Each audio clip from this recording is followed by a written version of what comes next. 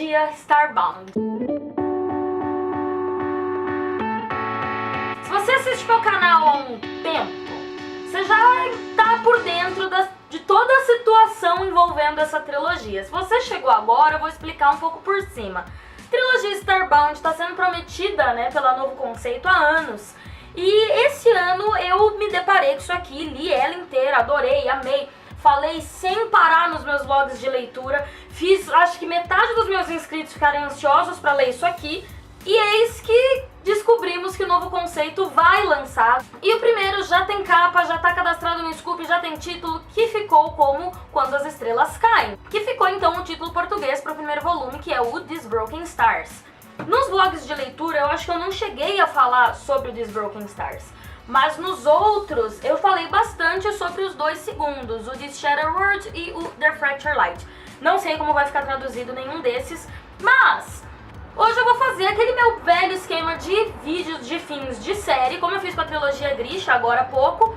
Só que nesse caso eu não vou fazer a parte com spoilers, porque acho que quase ninguém leu, né? Mas eu consigo deixar vocês cientes do que vocês podem esperar dessa trilogia e eu tenho muita coisa pra falar. Começando então falando desse primeiro volume. Aqui a gente tem dois personagens a bordo de uma nave megalomaníaca que cabe mais ou menos 50 mil pessoas. Eles são Tarver, tem 18 anos, já tem uma posição muito importante no exército por conta, enfim, de feitos heróicos que ele fez. Isso não é muito relevante pra história.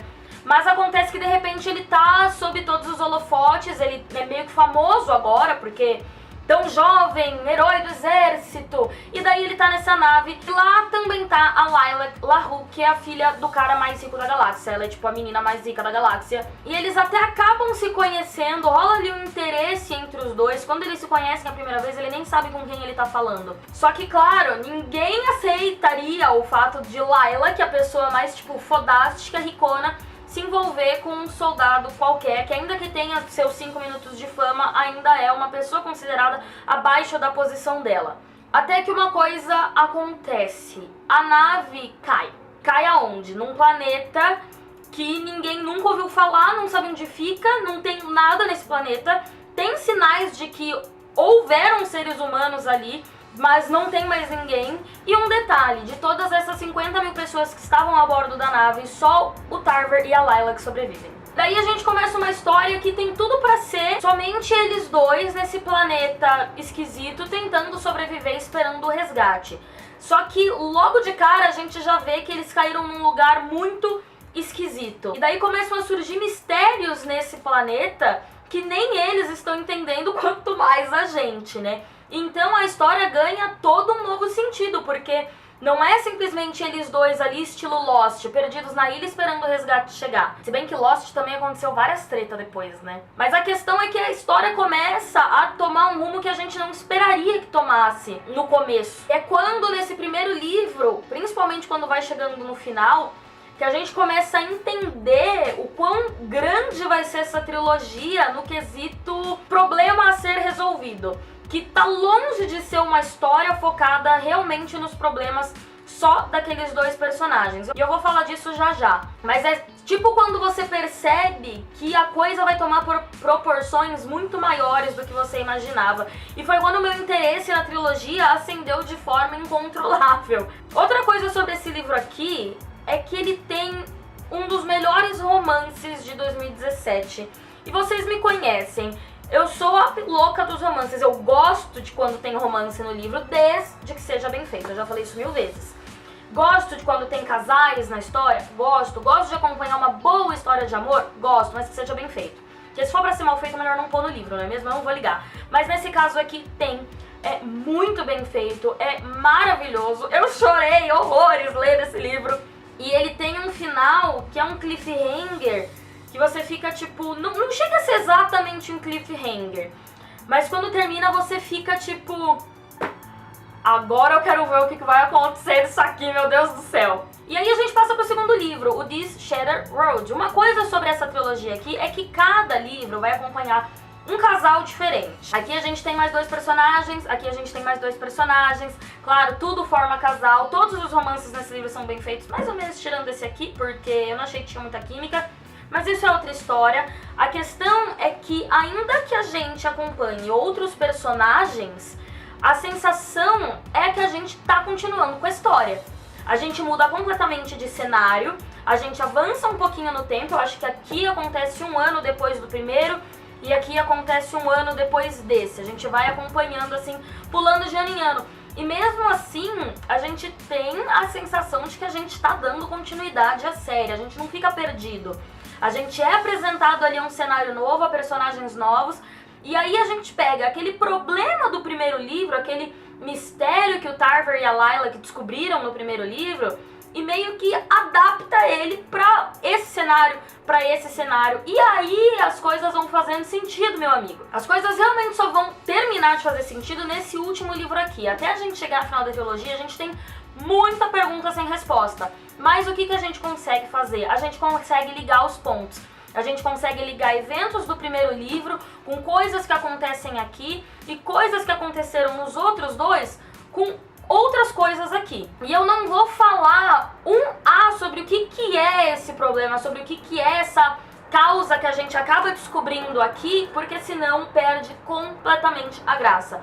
Isso é uma coisa que vocês têm que realmente ir descobrindo aos poucos, lendo, descobrindo no tempo que as autoras queriam que vocês descobrissem. Eu falei isso num dos meus vlogs, inclusive. E esse fato da gente ter 3 livros com 6 personagens diferentes, em 3 localizações diferentes, e fazer com que a gente ainda sinta que são parte de uma história só, é maravilhoso. Essas 2 autoras conseguiram fazer com que tudo isso aqui se encaixasse como peças de quebra-cabeça.